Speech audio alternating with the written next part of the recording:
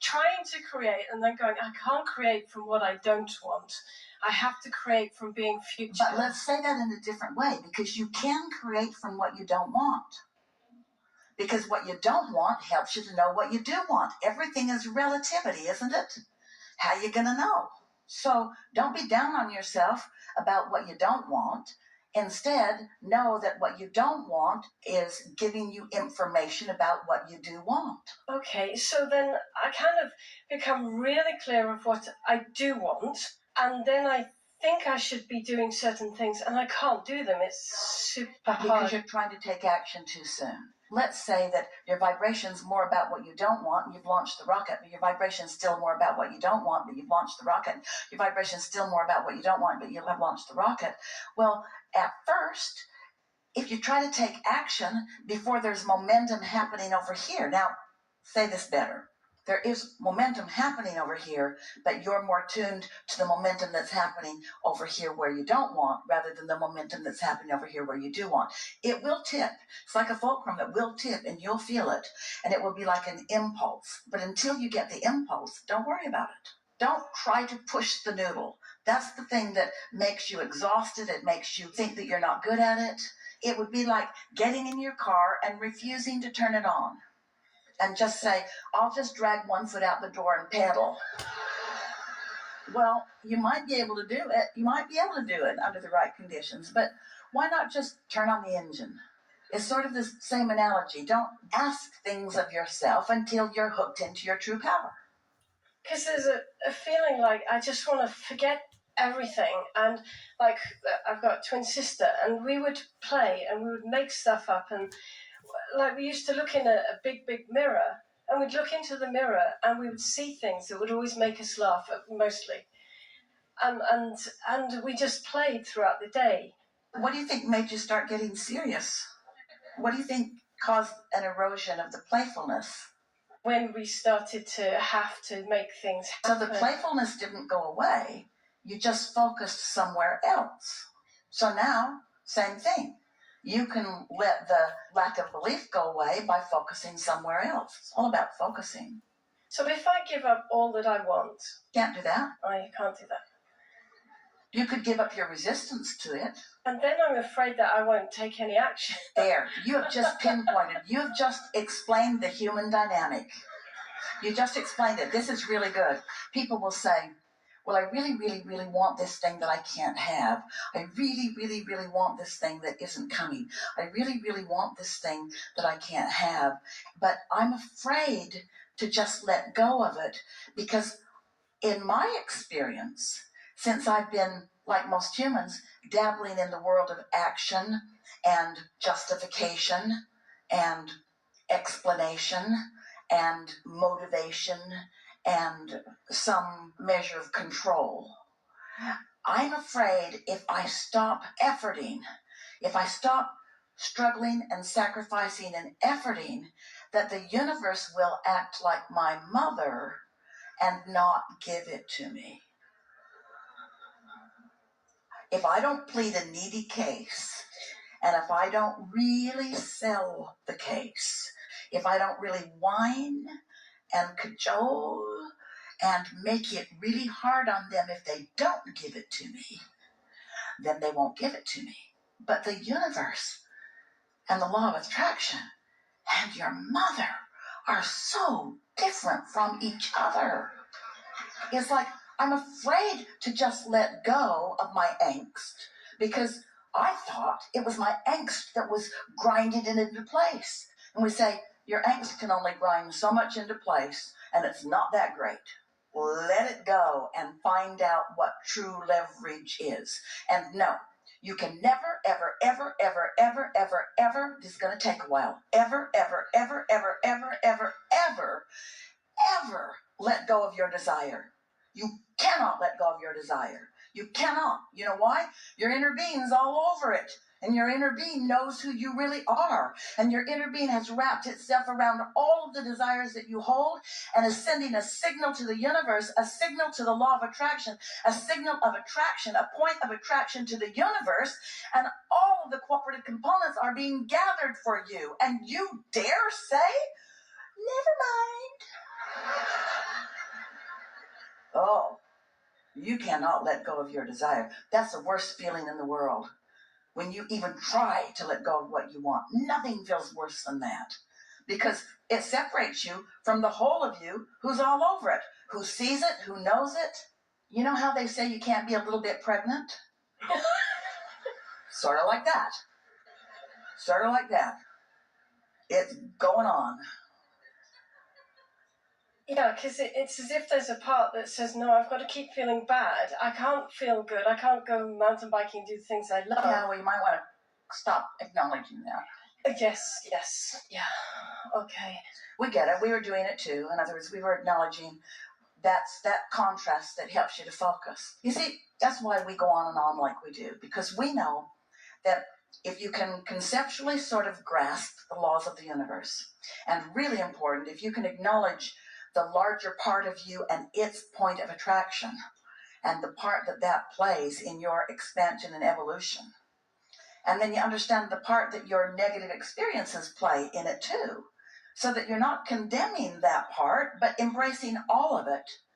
Step 1, step 2, and step 3 are all necessary in the creation. You got to know what you don't want to know what you do want, and so forth. That's what helps you to focus. And so step 1 and step 2 and step 3 are all important. It's just that humans make such a career out of step 1. And the reason that you do is because you keep reminding each other and telling each other and playing up against each other something that goes like this: struggle and hardship are necessary to prove worthiness. Where do you get that stuff? Not one time ever in the history of anything has sacrifice and struggle and suffering got you anywhere. Never. It's the emotion that indicates separation from source. The feeling of sacrifice, that's the feeling of pinching yourself off from source who's still beaming for you and at you.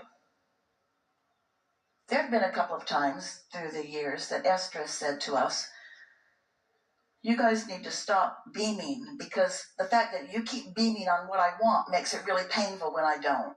So if you could just knock that down a notch, I'd feel better. We never listened to her. We're not going to let her be an exception in the universe. She's got no choice but to join us if she wants to feel good. Okay, so the lover in the bed, the money in the bank is the giving up of kind of the action. Well, just for a little while, put the lover in the bank and the money in the bed. Just mix it up somehow. Just do something to look at it a little differently. Because the lover is in the bank. It's in the bank. It's in the bank. It's in the bank. So what's the trick to not noticing the lack and seeing what you do? Getting good at focusing on things that are easier and staying off the subjects that are harder. It's like when you say, I can't do that, then stop trying. I can't see it the way I want to see it, then stop it. We like to do it this way. So let's say that some situation is really active in you and you don't have something manifested right now that you want. You've got it. You just can't see it, hear it, smell it, taste it, touch it.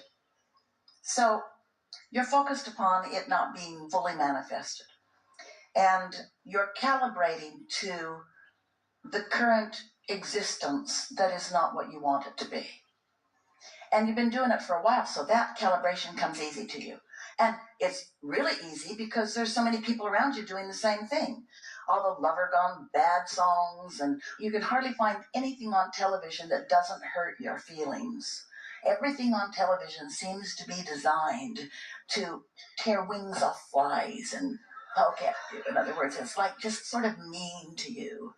And so as you focus there, and therefore continue the calibration there, it just sort of perpetuates that resistance that holds you apart from being a cooperative component. All the other cooperative components have been gathered, you're just the holdout.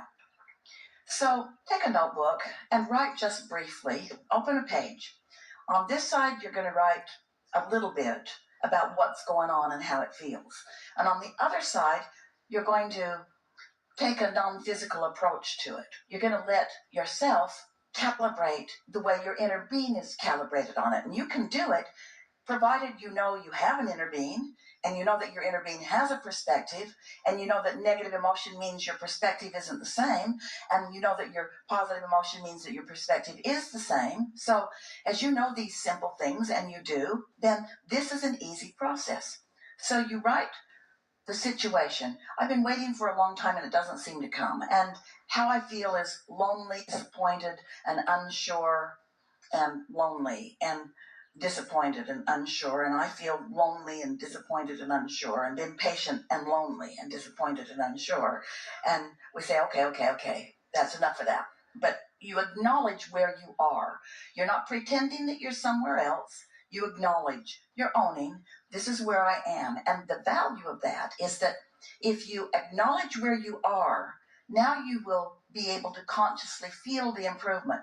If you pretend that it's otherwise, I don't want a mate, I'm going to give up that desire. I don't want a partner, too much trouble. Gotta compromise all the time and go to restaurants that you don't really like and go to bed earlier or stay up later. You're really funny people. But you can't give up your desire because it's active. And so you're going to acknowledge where you are. I feel lonesome and disappointed and like I'm not a good creator. Time to turn to the other side of the page. Now, on that side of the page, these words help you flip to the other side of the page. You say something like, however, do I mostly feel lonely or engaged? Do I mostly feel lonely or interested? Mostly. Well, sometimes I feel lonely when I'm thinking about that, but mostly I feel engaged. Do I feel bored with life or eager about life? Mostly. Mostly. Which is it for you? Eager. Eager. Did you hear her? She didn't have any trouble with that. She didn't go, She said, eager. There's no competition. There's no question. You feel eager. Do I feel incapable or capable? Capable. So capable. That's who I am. Just that much conversation has hooked you up to who you really are. In other words, that situation is no longer the object of your calibration. This one is. And in this very brief focus, you have left that vibration on that subject in a new place. You're not all the way done with it, but you left it in a new place. Your point of attraction has shifted because you stepped back, acknowledged who you really are, activated who you really are, while the other subject was still active in the background. You calibrated all over the top of it. You owned it, and you summoned from that things you haven't summoned from that before. So you no longer feel like you felt before you did that. That's the calibration process. There are a couple of areas that are a bit troubling. Then stay away from them. Well, I can't. What? It's very close people. Very close people. Stay away from it. Well, they would be Avoid them. But they're my children. Avoid them. Oh. Well, Why do you torture yourself with things that are hard? That's like having some shoes on your shelf, and every time you wear those, you get a blister. And you say, but they're so pretty. And we say, really? You're going to put a blister on your foot? Well, they kind of need looking after, so it seems. And there isn't someone else really to look after them, unless it's my sister. We think that you and your inner being make a better team than you without your inner being. So if they've calibrated you to feeling bad while you're playing, either calibrate differently and then play, or don't play. Those are the options that we would choose. In other words, there's nothing wrong with turning to what feels better. And if there's something that's constantly aggravating you, you want to reach the place that your buttons aren't pushable and your chain isn't yankable and your goat isn't gettable and your feathers are not fluffable, and you want to reach that point. But until you are, stay away from them.